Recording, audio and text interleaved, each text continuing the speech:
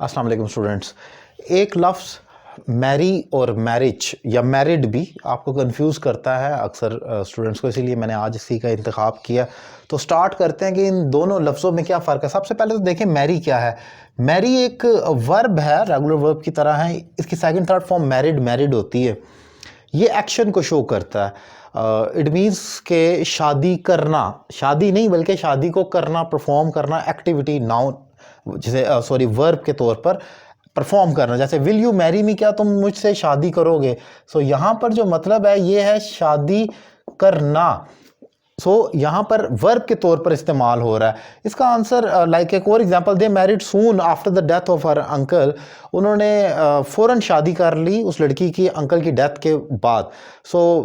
उस कपल ने फ़ौरन शादी कर ली जब लड़की की अंकल की डेथ हुई। आप देख सकते हैं कि शादी कर ली ये पास्ट इंडेफिनिट है, इसमें सेकंड फॉर्म आई है। एक और एग्जांपल आपको मैं बताता चलूँ कि मैरिड को हम as past as an adjective भी इस्तेमाल करते हैं, पास्ट पार्टिसिपल एडजेक्टिव। ये वर्ब की थर्ड फॉर्म है लेकिन हालत को बयान करता है। For example he is married, वो शादीशुदा है। मैरिड का लफ्ज़ शादीशुदा के लिए भी इस्तेमाल होता है और ये एडजेक्टिव होता है। ये प्रेजेंट, पास्ट, फ्यूचर किसी भी फिक्रे में आ सकता है। He was married, he will be married, कोई भी फिक्रा हो तो मैरिड। जैसे इंजर्ड है, जैसे फ्राइटेंड है, स्केयर्ड है, वो आते ही थर्ड फॉर्म के साथ हैं क्योंकि वो एडजेक्टिव होते हैं। इसी तरीके से मैरिड को एक एग्जांपल ये भी है कि हम अकेला भी इस्तेमाल कर सकते हैं एडजेक्टिव के तौर पर जो आता है। अब जरा दूसरा लफ्ज़ देखते हैं, मैरिज। याद रखें मैरिज एक नाउन है, ये वर्ब नहीं है। For example when is your brothers marriage, कि तुम्हारे भाई की शादी कब है। When is your brothers marriage, आप देख सकते हैं कि ये भाई की शादी अपोस्ट्रोफी इसलिए लगा है क्योंकि उसकी मलकियत का इजहार हो रहा है। When is your brothers marriage मैंने कहा तो ये यहाँ पर नाउन है। His marriage is on 21 of January.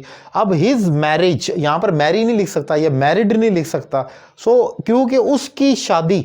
Basically याद रखें कि इंग्लिश में कुछ अल्फाज ऐसे भी होते हैं जो वर्ब भी होते हैं और नाउन भी होते हैं, लेकिन ये ज़रा डिफरेंट केस है। यहाँ तो स्पेलिंग का फ़र्क है, लेकिन कुछ तो ऐसे वर्ब हैं जो सेम होते हैं। जैसे वर्क, इसका मतलब है काम करना और काम को भी कहते हैं, तो आप देख सकते हैं। इसी तरीके से खाना, उर्दू में हम जिसे कहते हैं खाना, अब वो खाना प्लेट में पड़ा हुआ जो है उसको भी खाना कहते हैं और खाना खाने को भी खाना कहा जाता है जो कि वर्ब है।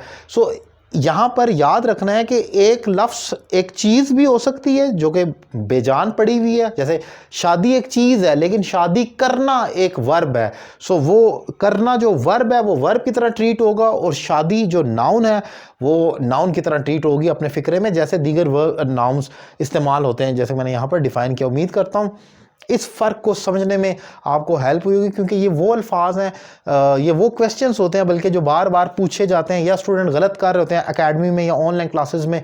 फ्रीक्वेंटली आस्क्ड क्वेश्चंस होते हैं जो कि मैं लिख लेता हूँ और फिर मैं उस पर बनाता हूँ। उम्मीद करता हूँ ये लेक्चर आपको पसंद आया होगा। अपनी राय का ज़रूर इजहार करें और अगर आप मुझे 1-to-1 online English language course करना चाह रहे हैं दुनिया के किसी भी कोने से, पाकिस्तान के किसी भी शहर से, IELTS, TOEFL, language written course, grammar, CSS की तैयारी करने के हवाले से, आप मुझे हायर कर सकते हैं और अपनी इंग्लिश में ज़बरदस्त इंप्रूवमेंट ला सकते हैं। और रावलपिंडी इस्लामाबाद के स्टूडेंट मेरी अकेडमी भी ज्वाइन कर सकते हैं। Thank you very much.